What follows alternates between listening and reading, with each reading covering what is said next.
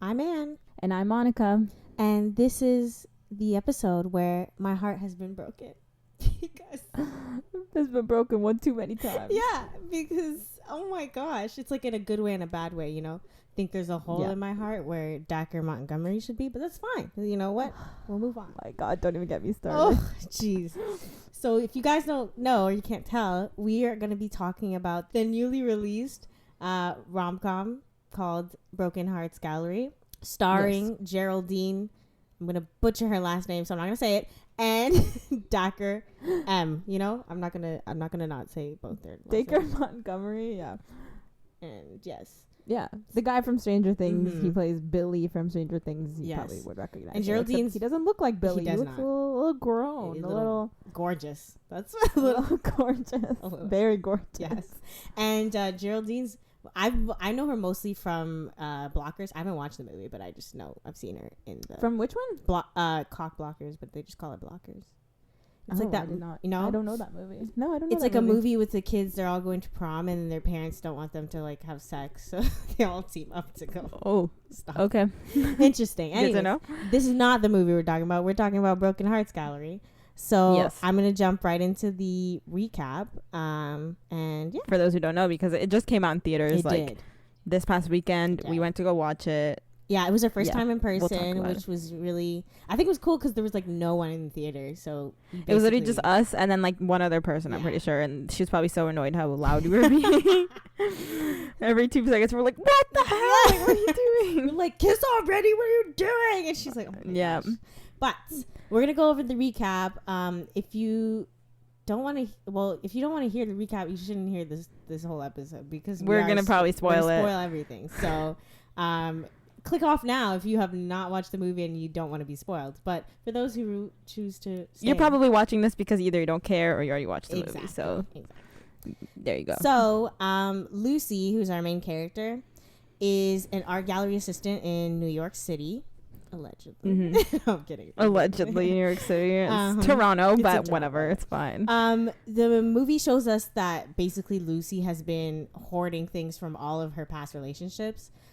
It can, like, from ties to, like, you know, retainers, like real weird stuff. She'll keep anything. Just random stuff that she'll keep to remember her boyfriends. Mm-hmm. Yeah.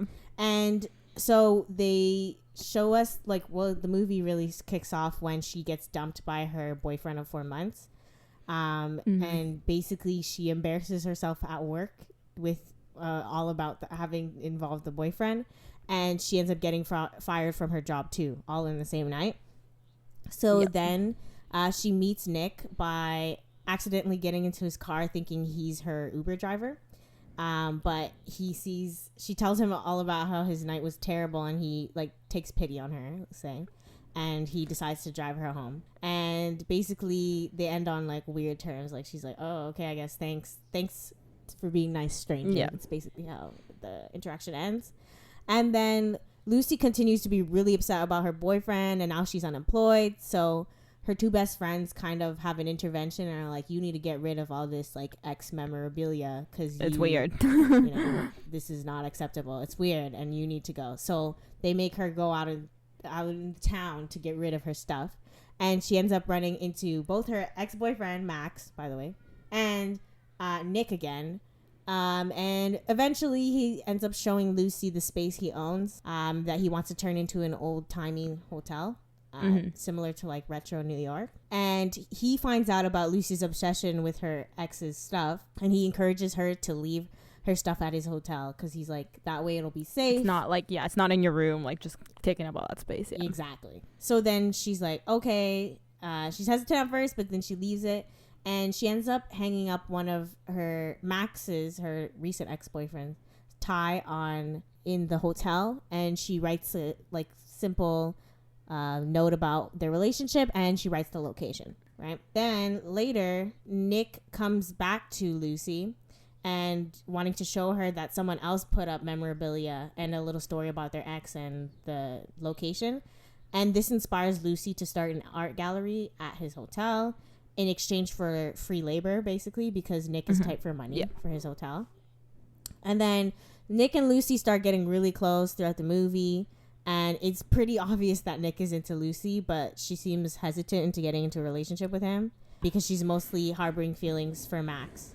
Then they get the news that Nick didn't get approved for the loan, and he starts to just give up on the hotel, but Lucy doesn't want to give up on the gallery, especially since Max, who sees how well Lucy is doing all of a sudden, decides to get back with her and convinces her to do the art gallery again because he can get her sponsored by their former boss that let go of them. And Lucy agrees to it under a certain condition, which we'll reveal later. Anyways, Max and Lucy are together briefly until Lucy breaks things off because she realizes that Max doesn't really care for her and he just isn't the right guy for her. And she ends up getting together with Nick. Then later, as the relationship is progressing between between Lucy and Nick, Lucy finds out that the name for his hotel is based off his ex-girlfriend. It's his ex-girlfriend's name, and she gets mad. She feels betrayed because he wasn't totally honest with her, because she assumed that it was about his grandma's name, but he didn't necessarily correct her. Yeah, and also he made fun of her whatever. For being hung up on her exes. Meanwhile, he has a hotel named after his ex. Yeah, so she felt it was hypocritical, and also it was like a sore wound because Max broke up with Lucy in the first place because he wanted to be with his ex-girlfriend. So she's just distressing. So Lucy just breaks it off because she expresses that she doesn't feel like she knows who he is because he kept such a big part of his life a secret in a sense. And Lucy gets his inspiration to just throw away all her ex-boyfriend memorabilia even more and declutter her room completely because she realizes she keeps too many little stuff and she's a little bit of a hoarder. And she really, she doesn't like that word. Yeah. But, and she really starts concentrating on getting the gallery ready and really putting all of her energy into it's getting it. a lot of attention too, people are donating a bunch of stuff, and it's getting in, the media, and she has an Instagram account with 50,000 followers. It gains a lot of steam. By now it's gained she has 50,000 followers on her social media page, so it's gained a lot of steam, so a lot of people are excited for the gallery. And basically Nick realizes he made a mistake by not fighting for Lucy, let's say.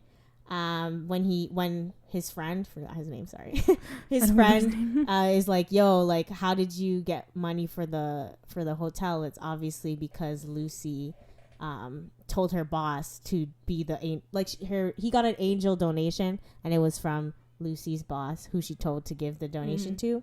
So he realizes that Lucy's the one for him, and he ends up showing up at Lucy's art gallery after she's done her speech, or in the middle of her speech, and makes a grand gesture and, a declaration of love. And basically they end up together happily ever after. And it's very cute. It's adorable. So cute. Yeah. So that's the recap. I didn't want to say every little thing because I still think you should see it. Even if you know, it's a rom-com. You kind of know what's going to happen. But you should still watch it because just the little things about this movie are you should just go see it for yourself. Very cute. Which we will be discussing in about a few minutes when we talk about things we liked and things we didn't. But Monica, do you want to start with the things you liked? Okay, well, one of the main things I liked is Dacre Montgomery. Thank you for your service. I literally put Dacre Montgomery's face. We were talking about this. So basically, after we watched it in theaters, we had an hour-long discussion about it, and we were like, well, we're going to have to repeat all of this for the podcast, but we're doing it anyways. So he was in Stranger Things. He's most known for his role in Stranger Things as Billy, and I did not think he was attractive in Stranger Things. He was just kind of rude and his long hair, and I was like, whatever. He was just kind of there, right? I know a lot of people did find him attractive in Stranger Things, but I was like, nah, he's kind of creeping me out. However, give that man a haircut. He kind of filled in a little bit. He looks a little bulkier, if that makes sense. Yes. He just looks like a normal guy. He looks like a normal guy off the street now, but he his facial expressions and his eyes and I don't know how to explain it. See, I'm not here we're here to do serious movie analysis and discussion, but I need to talk about how attractive this man is for 1 second. I feel like that is serious enough. Oh, it is. But like just his eyes and like the emotion behind his eyes. Oh my god. It's like mesmerizing. I'm literally sitting there and I feel like he's talking to me and I'm like, whoa. Like, yes. It's so interesting. And like it's just like compared to his role as Billy, it's like completely different. And the looks he gives, like I would put it. I've seen. If people don't know this about me, I've seen almost every rom-com ever. Yeah, like, I'm really obsessed with them. I have rarely seen a look like that. Like when he's looking at the love interest with those eyes, I just didn't understand. I was like, I have never been looked that way. I don't believe in love anymore because I didn't see that. No, exactly. Oh like just gosh, like his like facial expressions like just kept you like captivated and you're like, oh my goodness. Like I was literally just sitting there in the theater going like, oh, like stop it. I know. And it's not even like, of course, a big part of it is him being incredibly hot. Yes. But I feel like at the same time, he's incredibly hot, but he's not like, eyes, though, he's not like supermodel hot or anything. You know what I mean? He's like guy next door kind of hot where it's like, there's definitely a guy that could look like him. You know what I mean? Like, he's so endearing. Yeah, that's the thing. It's just like, wow.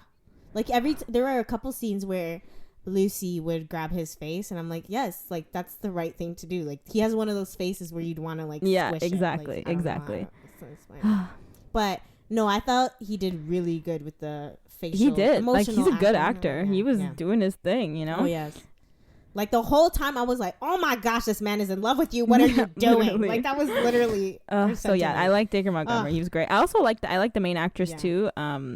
Geraldine. Yeah, she was really good. I also just liked in general, like I know people's bodies and people's appearances are not supposed to be like social commentary. Like this should be just normal, but like it's not, unfortunately. Yes. But I do like how they casted someone who is like kind of just regular looking. Like she's not your typical rom-com female lead. Like obviously she's a person of color. I'm pretty sure she's half Indian. And her like body type, I guess, is like very regular body type. She's not like, usually the rom-com leads tend to be like thinner, shorter, blonde. Oh, do you? Okay, you just continue where you left. So usually like the female leads in rom-coms tend to be like thinner, short, sometimes blonde, not always blonde, but like, that type of similar type of girl most of the time. So I really liked how she just seemed like very regular. Like they both kind of just seemed like regular, which I liked. Like he wasn't supermodel hot. She wasn't like what the normal supermodel you would think look like. It's just kind of like regular people, and I like that a lot. I hope that more rom-coms do that, where it's just like get different types of people, like not just one type of person. So I really like that. This is a hot take, but I think it's even more believable when you get random slow blow people. Yeah. How else to explain it? Because I feel like hot people, and I don't know, hot people can correct me. I just feel like a lot of the motivations that the people have in movies, I'm like, a hot person would not deal with all of this. Like I just like certain scenarios, especially in this movie, for example, him driving her all the way home. I'm sorry, I don't think that a hot like hottie McHottie would do that. Exactly. I think he would be like, yo, I don't have time for this. I'm not into. Versus like a normal person, I think would maybe find more like, give people more of a chance because they're likely to be treated, similar in a way. Not saying these people are ugly, like they're getting treated like trash, but I'm just saying that when you're kind of just regular, you tend to, no, and I'm glad too that like they didn't get someone like they didn't try to do the thing where they get a girl who's not like your typical rom-com, but then like she somehow ends up with this like super hot supermodel, whatever. Like that's just not realistic. Like I said, Dacre Montgomery is very attractive, don't get me wrong, but if you look him up, like how he looks in this movie, like he's attractive, but it's just like a regular kind of dude. Yeah. So I like he's how like a regular, really cute guy. Exactly. The reason I found him so attractive is because it's like this could literally be a guy off the street. Like, you know what I mean? Because I feel like sometimes when they're too attractive, it's like he just doesn't look real, but like he just looks like a real person. So I'm like, oh my goodness. It is, it is not like exactly. And they even like, I know we mostly complain about female representation because we're female, so we're looking for ourselves. But even in like love interest representation, sometimes I'm like, they do okay. I don't think it's as bad as female representation, but sometimes I'm like, where's the nerdy lanky dude? Like those are the guys that I like, and like I'm like, where's the like the Dacre looking guy who's just like, you know, he's like, yeah, maybe I had a pizza roll for dinner. Like, you know what I'm saying? Yeah, that's what I'm saying. Like, it's not normal. Just regular looking people. And I feel like you said, it makes it more realistic. And that's why I felt more like whatever he was saying was like hitting me more, because I'm like, it's just this normal guy that's like saying this stuff. So loved it. Anyways, so yeah, I liked the leads. I liked the casting choices. I liked the kind of, like, it's an interesting concept, I guess, the whole broken hearts gallery thing. I like how she actually has like a job, I guess, like, you know, I mean, she's like, she actually has like a profession that she's really passionate about, and like she uses that to like help herself out, I guess. I don't know how to explain it, but like her job isn't kind of just like a background thing, you know what I mean? How sometimes in rom-coms, like, oh, she just works this office job, we don't know why, we don't know what she does. But like, I like how that was her main motivation throughout the movie, was to get this gallery done and like help people out. It wasn't just about her falling in love, it wasn't just about her, like, you know what I mean? So I like that. And also we talked about how I thought it was really realistic too, that she didn't, like, we were considering it at first, we're like, okay, if she has a track record of like getting way too serious with these guys and like falling in love right away, wouldn't she fall in love with like Nick right away? But also it made sense that she was still hung up on her ex, and that's why she didn't fall in love with Nick right away, because she was still trying, because then when her ex came back crawling, she immediately went back to him, which is like, that makes sense, because she was so hung up on him that like even though he basically cheated on her, she was like, okay, it's fine.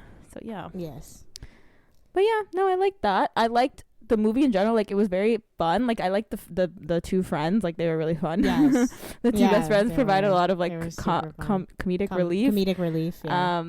And they were like the freaking, what's his name, Jeff? Like Jeff, the dude Jeff was literally just on his phone the whole time. That was funny. And the other guy, I forgot his name. The Latin American dude. I know. The one that I thought was white at first, but he wasn't.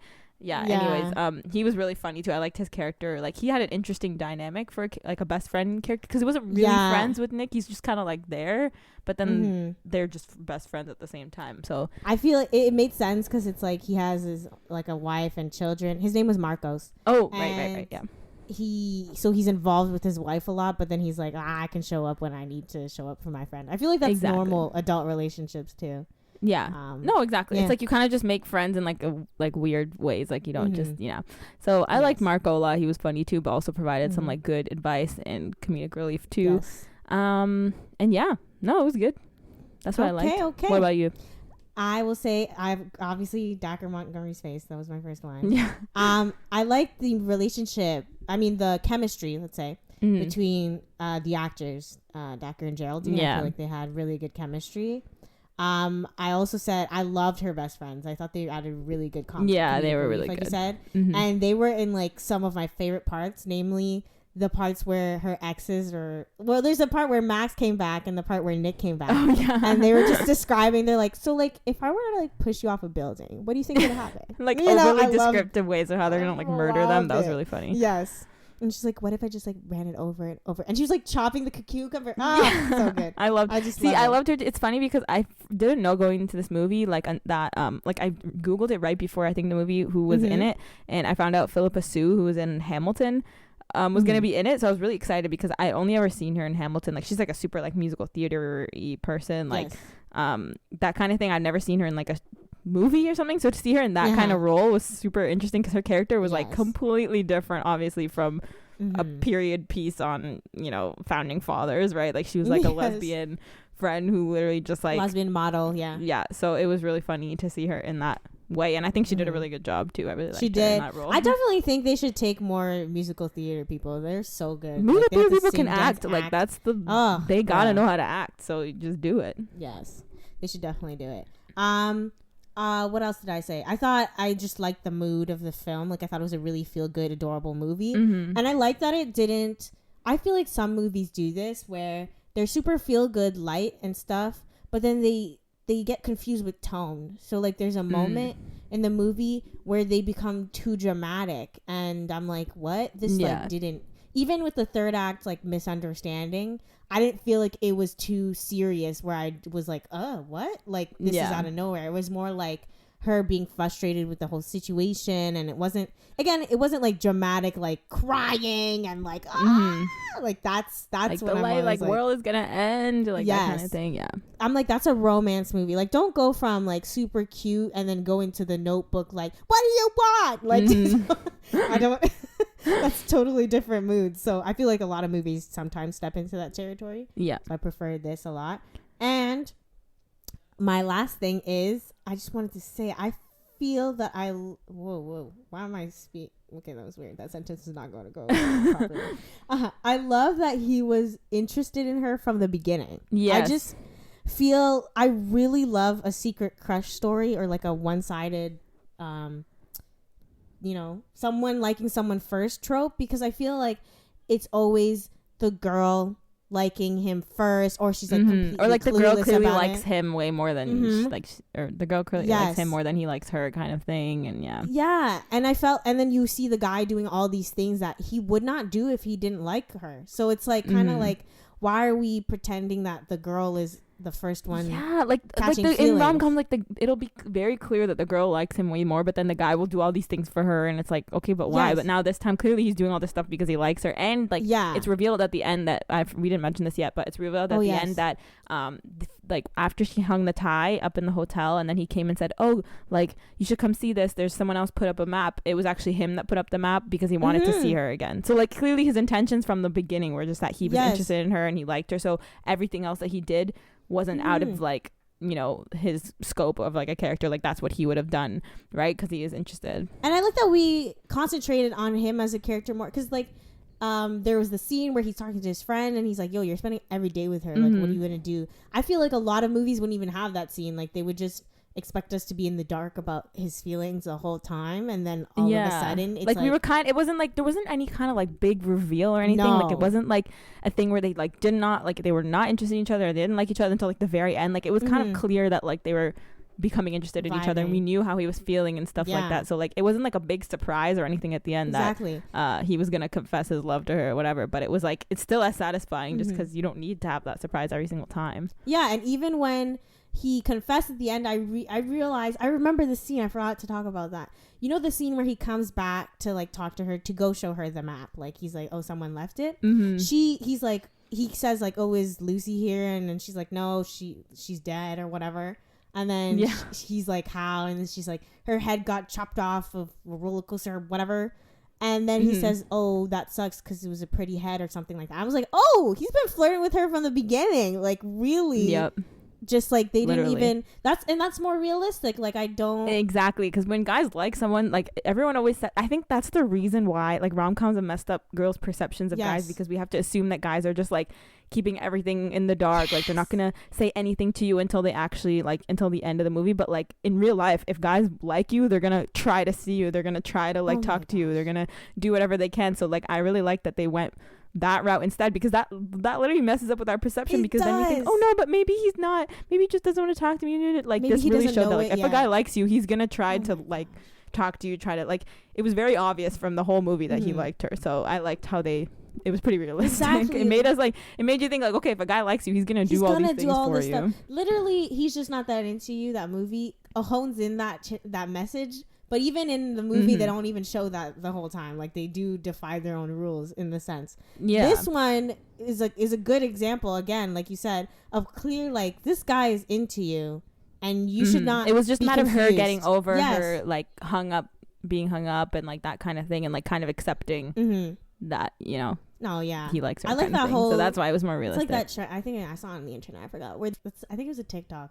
I saw that. They're like, ladies, is this right or is this right? They're like, if he likes you, you'll know. If you're confused, exactly. He doesn't. I kind of 100% I agree with that now, because I'm like, look at this. Yeah, look at him. This is how it's supposed to go. Yes, it is. All right, we were just raving so much about it, but let's get into things that we didn't like.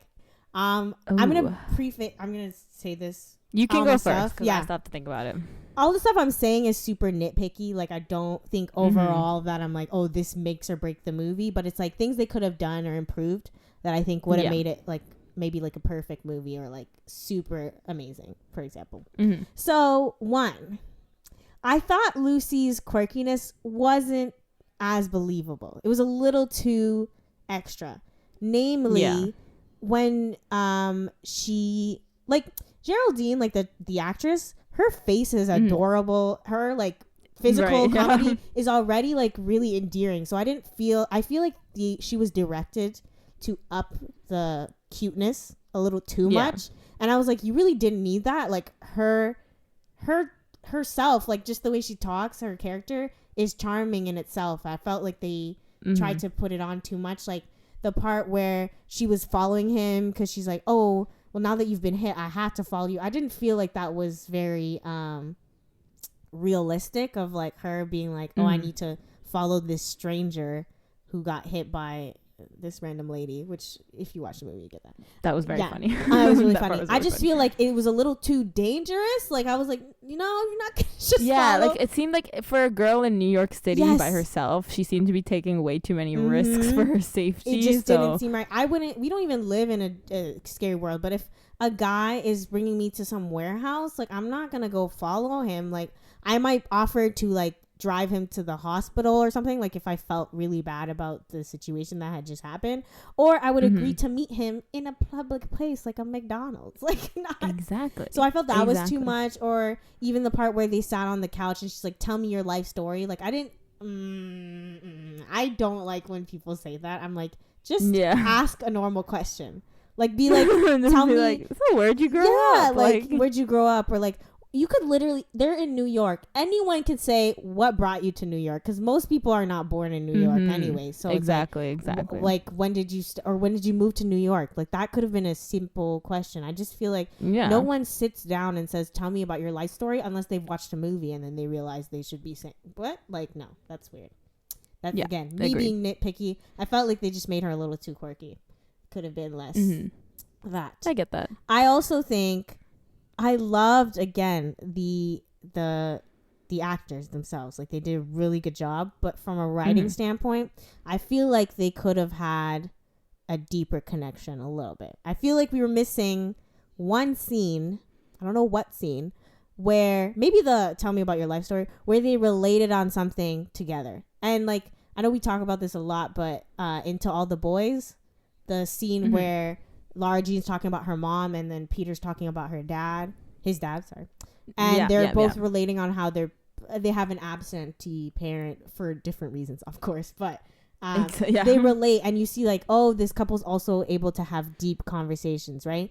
I felt like a lot of the conversations were, again, it's not, I'm being really nitpicky, but they were like kind of surface, like, oh, zombie apocalypse, what would you do? Or like the part where he talked about his grandma, loved it. That should have been deeper. I feel like she could have even interjected something about her mom during that part. Like I feel like that would have been nice and a little full circle. Like even if she says like, oh, someone really important to me like isn't around anymore, and then later you find out like her mom, that's who she's talking yes about. Yeah, exactly. I just feel like there needed to be a deep conversation so I could see like, wow, these people are really getting to know each other.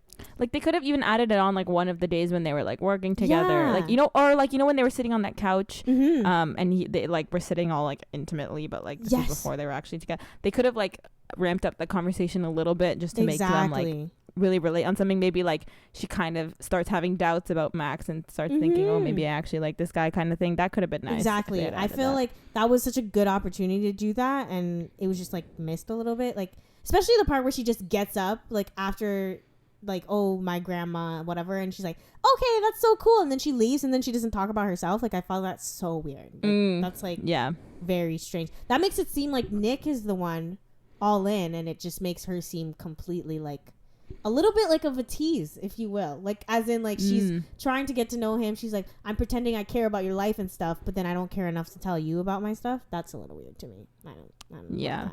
No, I got that. That makes sense. And my second last, okay, third act, misunderstanding. Okay. I know it's a staple of every rom-com. It's not as bad as it could have been. It's not as bad as it could have been, but they still relied on the misunderstanding. It's like a very lazy trope. But also my problem wasn't the third act of misunderstanding. That part wasn't that like the actual misunderstanding / like part. If you're not aware, the misunderstanding we're referring to is like, oh yes, Chloe, the actual ex-girlfriend, comes back to town, I guess, or whatever, and then I was about to say Dacre. Nick is showing her around the hotel, and then like Lucy comes in and is like, what is she doing here? Blah blah blah.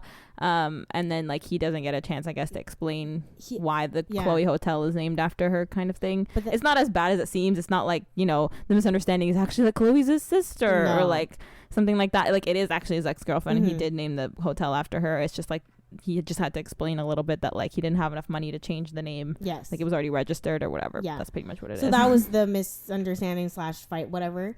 I just didn't, I didn't really like the reaction afterwards. I thought that was the weakest part, honestly. First thing, okay, why invite your girl out?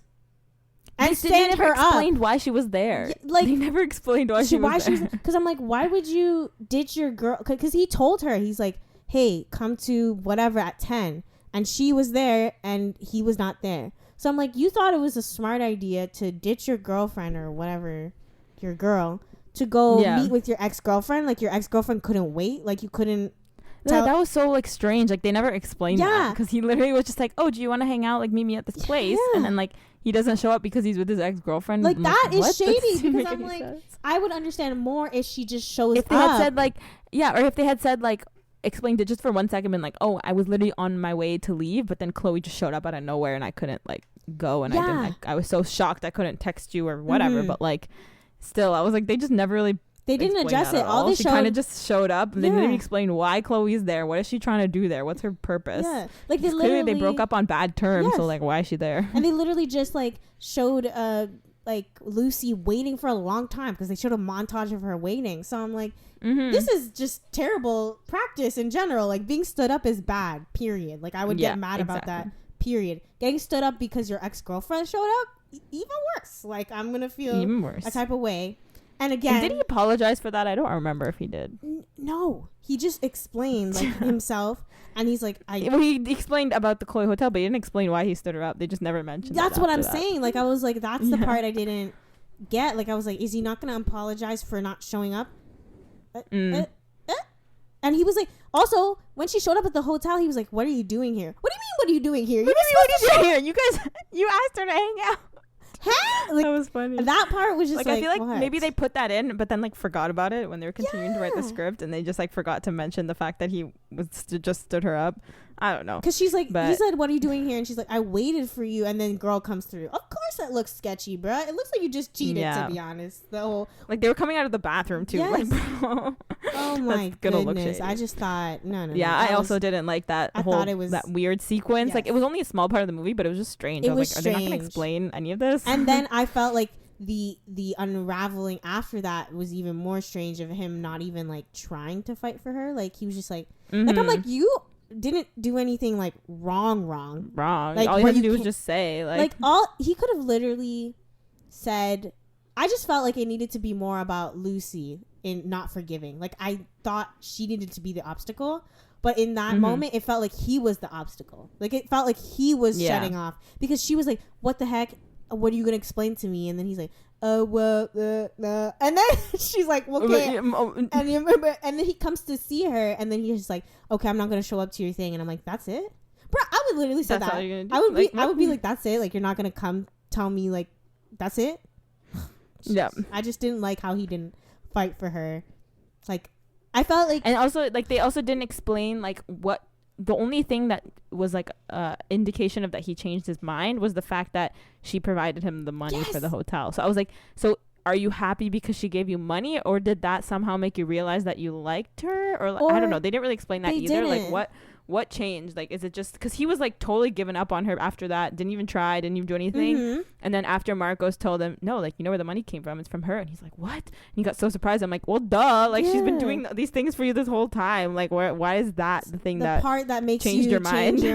Like, it would make more sense if he had like, let's say, if they explained it and he goes like, I'm sorry I didn't fight for you after like you saw Chloe, and he's like, I didn't. Maybe if he said, I didn't know if you liked me like that. Like he's like, I thought you were still maybe into maybe he's like, oh, Max. I had just stopped like thinking like, you know, I'd stopped trying because it seemed like you weren't interested or whatever, something like that. They just all they had, there's like, this could have been solved in like one line of dialogue pretty much, like being like, I thought you weren't interested and I was scared because I was so interested, like something like that. Exactly, you know, something like that, because that's believable. Because to be fair to him, she did give him a lot of signs of not being into him. Like she did a lot of things for him to be scared to like be with her, if that makes sense, you know. But yeah. And my last thing that I didn't like was their completely flawed perception of New York. Come on, guys. Oh my god. Like, first of all, like, this is the funniest part, is the fact that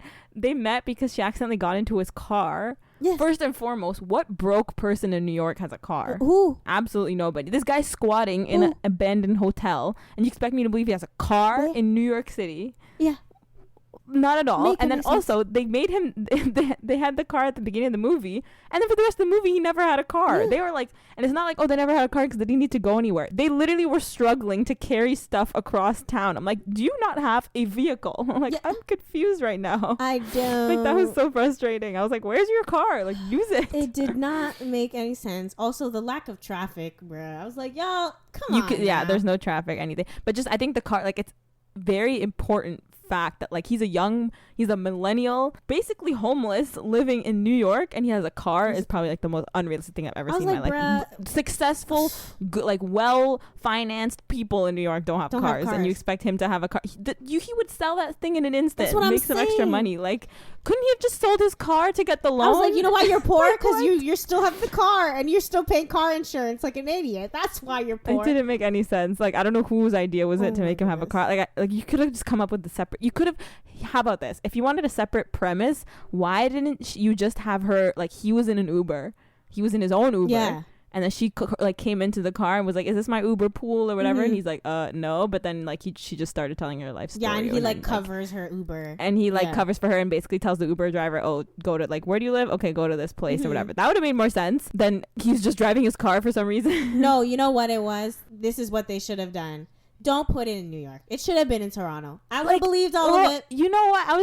We were talking about this too, because it's like, at the end of the day, why do you have to set it in New York? Does Toronto not have a good art scene? Like, you're filming it in Toronto. You could have included some little landmarks. They could have gone and saw the CN Tower. I don't care. They could have just done some things and set in Toronto. What's the difference? We have, like, art galleries, we have hotels, like, you know, or not even if they're like, oh, people have cars, American, whatever, Chicago, San Francisco, like, you know, other places, like New York, you don't have a car. That's just the biggest, like, thing. St. Louis, Missouri, I don't care, anywhere. Yeah. St. Louis, Missouri, yeah, do it anywhere. Random places. Yes, but, like, that's what I'm saying. It just, that didn't make sense. Seattle, like, they could have done it in Seattle. Seattle's a good one. Like, they were just trying to do the whole, like, it's New York, like, following my dreams and stuff like that. But I just wish some rom-coms would just switch it up a little. Yes. You know, doesn't always have to be New York. Oh wait, you have to say the things you didn't like. You pretty much touched on everything that I didn't like either. Well, I was gonna say there's just one more thing I had, which was I as much as I loved the best friends, I'm just very tired of seeing, like, the gay best friend. Like, I'm just stop it. Yes. Yeah. Like, is it nice that there's LGBTQ representation, of course, but it's just like, not only was the fact that she was just, like, the best friend like, she was encompassing the POC friend and the gay best friend all in one, right? Yeah.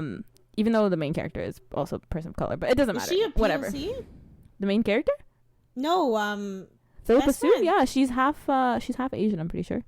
But I don't think they said she's Russian, isn't she? No, she dates Russian models. Oh, they didn't say, like, she dates. There's the thing that she's like, oh, you date more Russian models than like a billionaire or whatever. That's what it was. They didn't mention her Chinese, POC. I'm pretty sure. Did they in the movie though? I don't even think they mentioned that. No, they didn't mention it, but it's just like, you know what I mean, how it's always like the best friend. So how did you think Marcos was white, but then you thought her is POC? Girl, what do you mean I thought her? She is POC. I mean, she is. But you thought Marcos was, like, you were confused by his thing. Because he looks white. He does not. He looks less white than, because she is part white. He looks way more ethnic than what's her face. But anyways, I digress. Anyways, doesn't matter. I'm talking about LGBTQ people here. And what I was just trying to say was, there's always, like, I read a tweet the other day that, like, made a lot of sense, and I wish I'd talked about this in my like, podcast episode, but someone made a good point that said, just because, like, some statistic says 1 in 10 people are gay does not mean that out of a group of 10 people you'll find one gay person. You'll probably find a group of 10 gay people before you'll find a group of a bunch of straight people and one gay person. You know what I mean? Because LGBTQ people tend to be friends with each other. Like, no, like, lots. Same thing with not race. Talking about everyone. There's not the same thing. Yeah, someone answered and said the same thing about, like, Asians, where it's like, oh, there's not, just because there's, like, 20, I'm just pulling out random numbers, I don't know the number, just because there's, like, 10% Asians in America doesn't mean out of every group of friends there's going to be one Asian. It means that you're probably going to find multiple groups of, like, just Asians, which makes sense because especially with LGBTQ people, they often like everyone like hangs out with each other. So like I'm just tired. Like it wouldn't have changed anything if she was not, you know, like a lesbian or whatever. So but that was just kind of like, they did it again kind of thing. Like I didn't mind. I liked the character a lot. She was really funny. Like she was a great character. And also I just didn't like how like they made her like super like sexual, just because like there's already a stigma around like gay people and how they're like super sexual all the time, and all they think about is sex. So their whole personality is basically the fact that she like has a lot of sex. So actually I thought it was a little bit, I think I kind of interpreted it the opposite way though, her promiscuity, because the promiscuity stereotype is for gay men. With lesbian women, the stereotype is usually that they're super in love, like all the time. Like That's true. They're like women, and women are supposedly more commitment like oriented, so they have girlfriends every other week. Like that's the stereotype I know. Maybe that's more because I'm more familiar with. But isn't that's the stereotype? Isn't that what that was her, wasn't it? No, not girlfriends. They're serial monogamous. Let's say that. So it's like they're always in a relationship, not in like a way of like, oh, I'm sleeping around. It's like I'm always committed to someone. But just for her, because like whoever she was sleeping with that week, she was like, I'm in love. Like she remember when she literally went to them and she's like, guys, like I'm in love. True. So like I was like, that's like pretty stereotypical, where it's like you just kind of sleep around and then fall in love with someone really quick. So that was kind of like, meh, but it's okay. It wasn't a big deal. But I was just like, so they did it again. But that's pretty much it. Everything else we already talked, like you already mentioned, like the whole plot. Disparities stuff. I guess. I don't know what to call them, but plot anyway, so issues. That's pretty much it. But basically we're gonna go into the questions before we give our grade. So we were talking about cities, which is one of my questions. It has to do with city. So what do you think should be the new rom-com city? Because we know that every rom-com ever made, not everyone, but almost like 99.999% of them are staged in New York City. So New York or San Francisco, I feel like. San Francisco is a big one. I don't even remember those ones, but specifically unless they're like teen rom-coms, then they don't even have to bother saying the city because it doesn't because it doesn't matter. They're teens. They don't care. It's a small town. They don't care. Exactly. But all of them are set in New York City. So what do you think should be the new rom-com city? Or what do you think will be the new rom-com city? Oh, I don't know which one will be. I think they're still going to do the whole New York thing, especially because if, like, I was literally talking about this with my parents, actually. It was funny because I was, like, just mentioning, I'm like, it was filmed in Toronto, but they didn't even set it in Toronto. And they're like, well, you have to remember, too, like, they're American writers, so they've never lived in Toronto. So, like, most of the people who are writing those things have either lived in New York or want to live in New York and just, like, can watch other movies about New York and just figure it out. But I guess like with Canada, there is, as much as like we're very similar, there are just little things. Like we were talking about it outside the theater where I said like, oh well, if they made it in Canada, it wouldn't be realistic because they would be wearing their shoes inside, and like it wouldn't look like it wouldn't look like they're in Canada, which it makes sense. But also it's like you can find a Canadian writer, it's not really that serious, or just like a Canadian fact checker or whatever. But I would like to see rom-com set in Toronto, because why not? It's a nice city, it's a big city, lots of things happen. I feel like that would be a great opportunity if you want to do like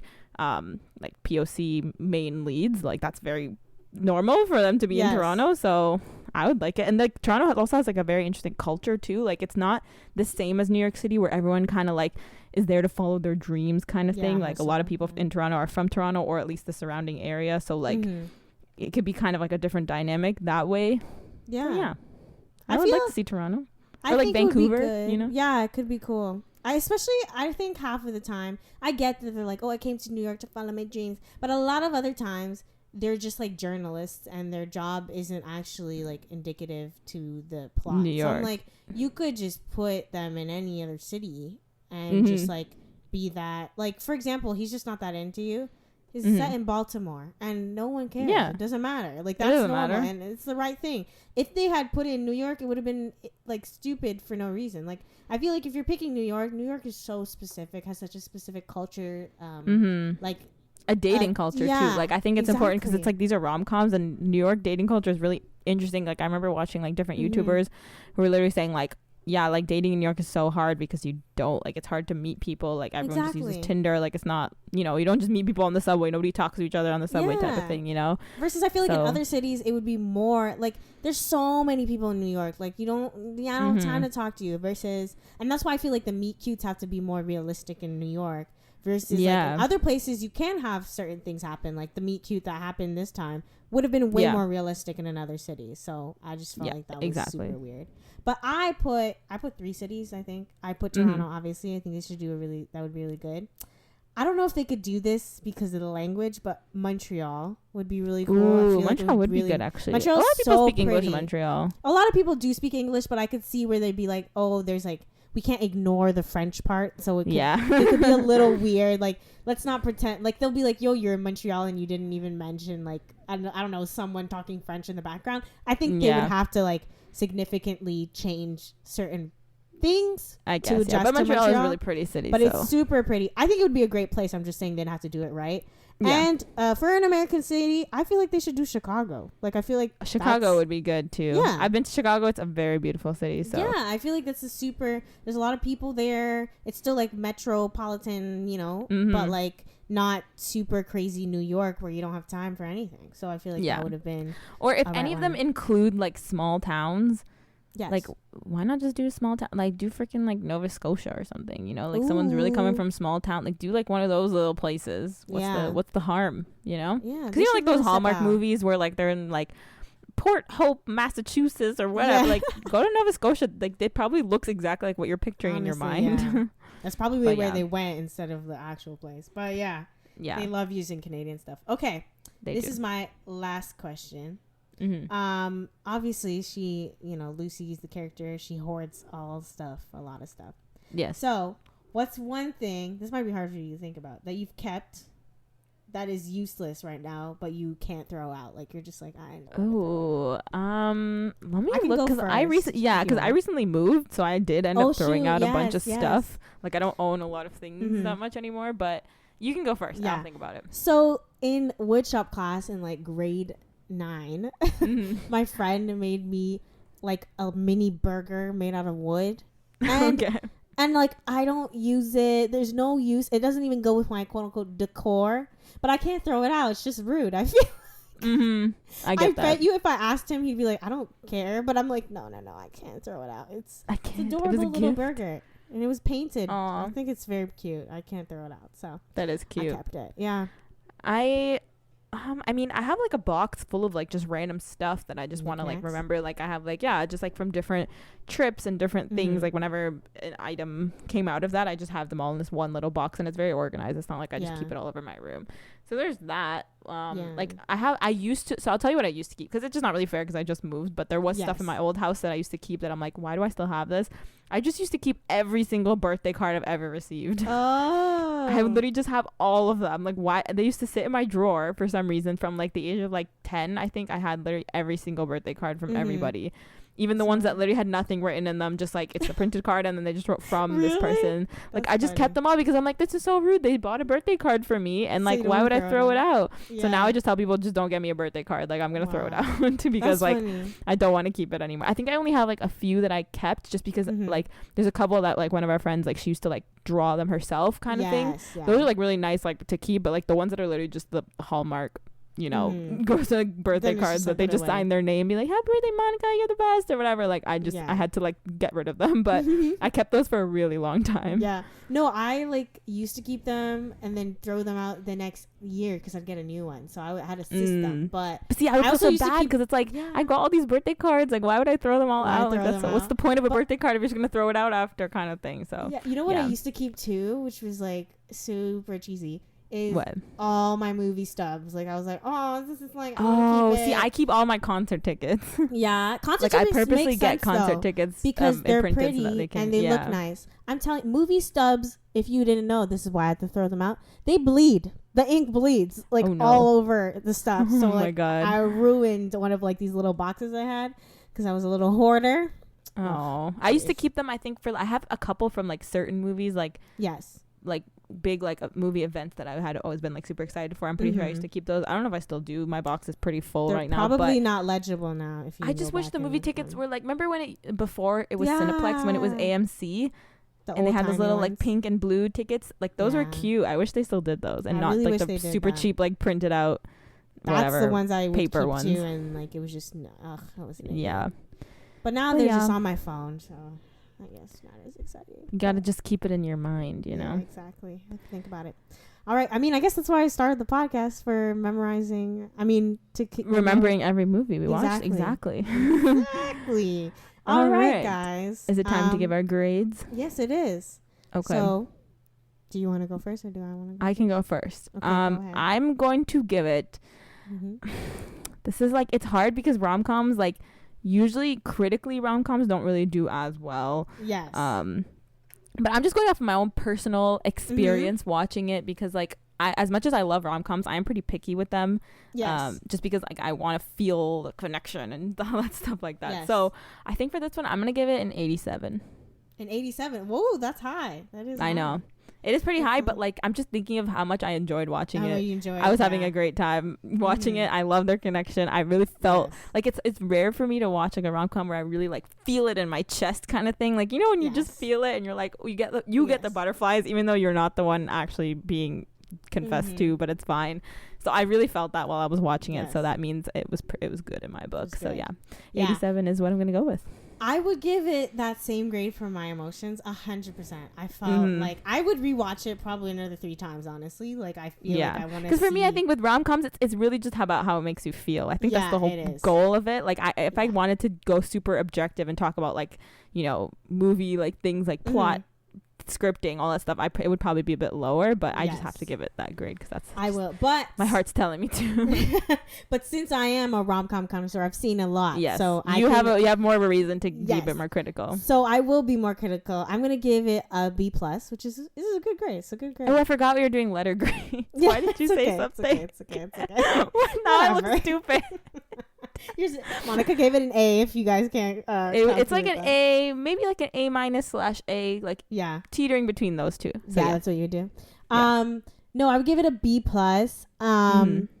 Because, like I said, I think the reasons I knock off the points away from, because like emotionally, like you said, I feel the A, but why I have to go down to the B+ is the messy like thing that they did with the third act. I felt like that was messy. Yeah. And just I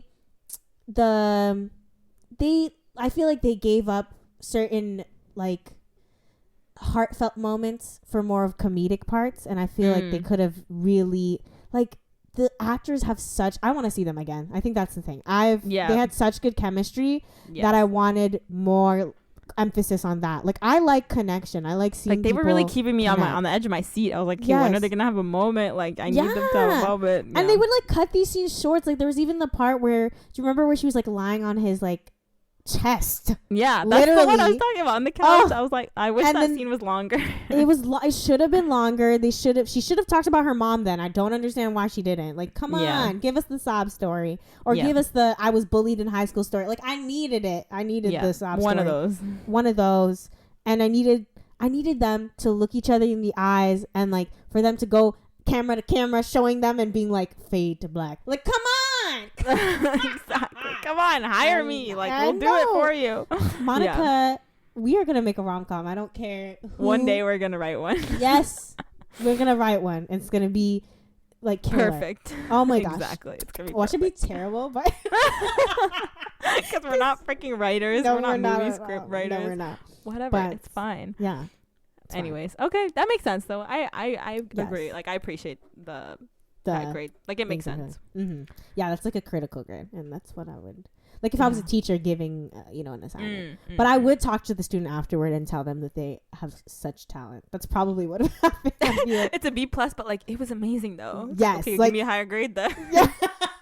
I would be exactly like so that. I'd be amazing. like, well, like, you didn't hit these points, but like, your spirit is just amazing. And she'd probably end up winning an Oscar and then like telling me like Mrs. whatever. Either she hated me or she loved me. Like, she'd be like, I hate you. Like, this is for you. You gave me a B+ on my assignment when I deserved an A. Yeah. Exactly. So anyways. Yeah. All right, I guys. hope you guys enjoyed that episode. Again, if you haven't watched this movie, even though we like spoiled the entire thing, I think it's worth watching just for Dacre Montgomery's eyes, like just his eyes. Just watch it anyway. It's a feel good movie. Like you can't. It's gonna make you feel. It makes you feel all fuzzy and warm inside. Exactly. If you've just gone through a breakup, maybe don't watch it. Or maybe do. It could help, honestly. Could it? It no, made actually, me I feel like more because single. they end up together. It would make oh you my more gosh. Single. Never mind. No, don't do it. Maybe if you're just getting a breakup, get rid of the stuff that you still have from that breakup and clear your mind from that. Maybe just pause right before he like declares his love, like that. Just end it right there, because then you kind of end up on a good note. She's like opening her gallery. It's fine. You don't have to watch the end scene. It's all cool. Yeah, exactly. We're good. All right, guys. Make sure to subscribe to this podcast. Give us a good review. Share with your friends, and follow us on Instagram at FlickChicksPod to keep up with our new episodes, because we post there every time we post a new episode. So make sure you do that. And also remember that you can listen to us on Spotify, on iTunes, on YouTube, everywhere. Just give us check out our YouTube channel too. We post all our episodes on there. And all right, basically we'll see you guys next time for a new episode, and catch you guys later.